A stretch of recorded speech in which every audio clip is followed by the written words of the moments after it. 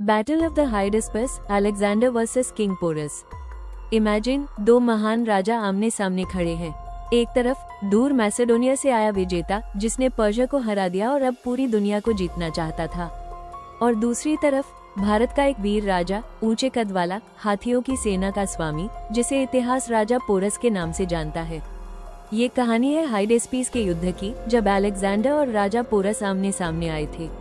ये युद्ध 326 ईसा पूर्व पंजाब की झेलम नदी के किनारे लड़ा गया था। पर्शिया पर विजय के बाद अलेक्जेंडर भारत पहुंचा। उसका सपना था पूरी दुनिया उसके कदमों में हो, लेकिन रास्ते में आ गया झेलम नदी का चौड़ा और तेज बहाव। नदी के पार खड़े थे राजा पोरस, पंजाब के शक्तिशाली शासक।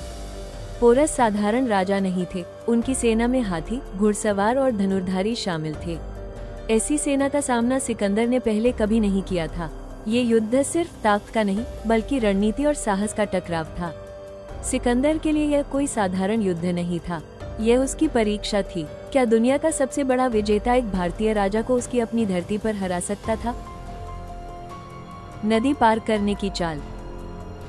पोरस ने अपनी सेना नदी किनारे तैनात कर दी थी। अगर सिकंदर सीधे नदी पार करता तो तुरंत हमला होता, लेकिन सिकंदर ने चाल चली। वो बार बार रात में नदी पार करने का नाटक करता।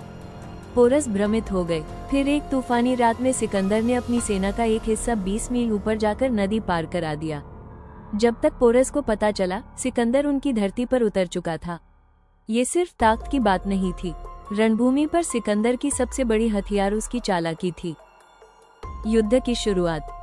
पोरस ने अपने घुड़सवार भेजे, लेकिन सिकंदर की सेना ने उन्हें हरा दिया। अब मैदान में उतरे पोरस के हाथी, जिनका सामना यूनानियों ने कभी नहीं किया था। हाथियों ने घोड़ों को डराकर भगा दिया, कई सैनिक पैरों तले कुचल गए। रणभूमि गड़गड़ाहट और हाथियों की चिंगार से कांप उठी। सिकंदर के सैनिकों ने इससे पहले कभी विशाल युद्ध हाथियों का सामना नहीं किया था। रणभूमि हाथियों की दौड़ती हुई गर्जना से गूंज उठी, धरती कांपने लगी, और पहली बार सिकंदर के सैनिकों ने भय महसूस किया। सिकंदर की रणनीति। सिकंदर ने अपने धनुर्धारियों और भाला फेंक सैनिकों से हाथियों को घायल करना शुरू किया। घायल हाथी बेकाबू हो गए और अपने ही सैनिकों को रौंदने लगे। इस मौके पर सिकंदर की घुड़सवार सेना ने पोरस की सेनाओं को चारों ओर से घेर लिया, लेकिन पोरस हार मानने वाले नहीं थे। वे हाथी पर खड़े होकर शेर की तरह लड़े। निर्णायक पल। युद्ध लंबा चला, पोरस घायल हो गए, हाथी थक गए, सैनिक टूट चुके थे। आखिरकार पोरस गिर पड़े और बंदी बना लिए गए, लेकिन उनके चेहरे पर हार का डर नहीं, बल्कि वीरता की चमक थी। सिकंदर और पोरस की मुलाकात। जब पोरस को सिकंदर के सामने लाया गया तो सिकंदर ने पूछा, तुम्हें कैसा बर्ताव चाहिए? पोरस ने दृढ़ स्वर में जवाब दिया, राजा जैसा बर्ताव करो।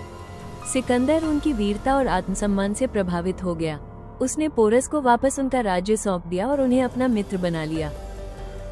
विरासत। इस प्रकार यह युद्ध समाप्त हुआ। ये युद्ध सिकंदर के लिए आखिरी बड़ी लड़ाई साबित हुआ। उसकी सेना ने आगे भारत में और न जाने की कसम खा ली। दूसरी ओर पोरस इतिहास में अमर हो गए, क्योंकि उन्होंने सिकंदर जैसे विश्व विजेता को भी सम्मान देने पर मजबूर कर दिया। सिकंदर विजेता बनकर आया था, लेकिन वो एक भारतीय राजा के साहस का सम्मान करके लौटा। ये थी हाइडेस्पस के युद्ध की कहानी, जहां झेलम के किनारे वीरता और रणनीति आमने सामने आई। ये सिर्फ विजय या पराजय की कहानी नहीं थी, ये सम्मान और साहस की गाथा थी। इतिहास के महान युद्धों की रोमांचक कहानियां जानने के लिए हमारे चैनल को सब्सक्राइब करना न भूलें। Thanks for watching.